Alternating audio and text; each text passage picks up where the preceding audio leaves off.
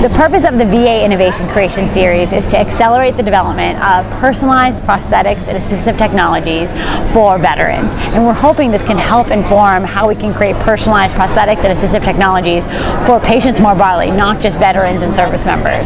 So how this Makeathon works is that it's over a 48-hour period.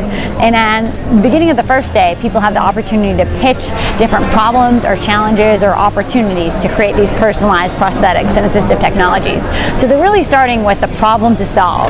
Then, with that problem, they're forming teams. Throughout the next 2 days, they'll then continue to build, prototype, and iterate on ideas based on feedback with clinicians and veterans and other patients. By the end of the 48 hours, they'll then have to demo what they've built.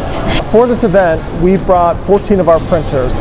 We are including the MakerBot, Mojo, Uprint, the Fortis 250, and the Fortis 450.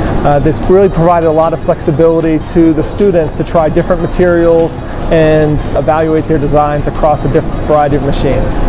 3D printing is by far the coolest thing for being able to prototype something quickly. In fact, yesterday, just an hour or two into our design process, we actually had them print some of the pieces so that we could test them and see if they worked, and we actually had time to do a different iteration and correct the mistakes that we had from our first design. 3D printing allows you to have these innovative designs because it's so open source that you can do anything. You just need some design software and a little bit of imagination and you can soar with it.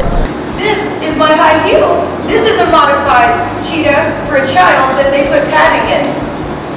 This one pivots where the red is. You know what I want?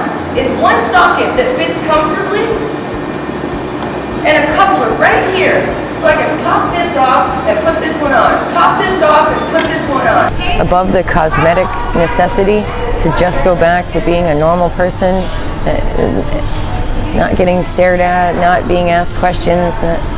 Above that, being comfortable and being functional. We are really working on focusing on female needs with prosthetics.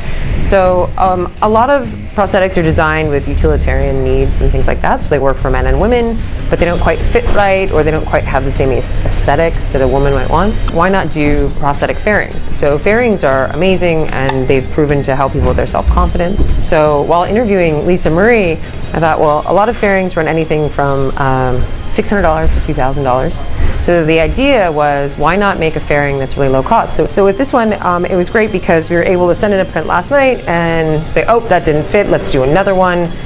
Came up with this file, oh, that didn't quite fit, so we made another one on another small printer, and now we're actually able, within 24 hours time, to actually test the product. Versus if you were to actually make the product and get the molds made, it would cost, hundreds of thousands of dollars. It's been very beneficial to have Stratasys involved because what it's doing is bringing in these 3D printers to the event so that teams can actually co-create and iterate with Stratasys to develop these customized devices that really meet the unique needs of each veteran.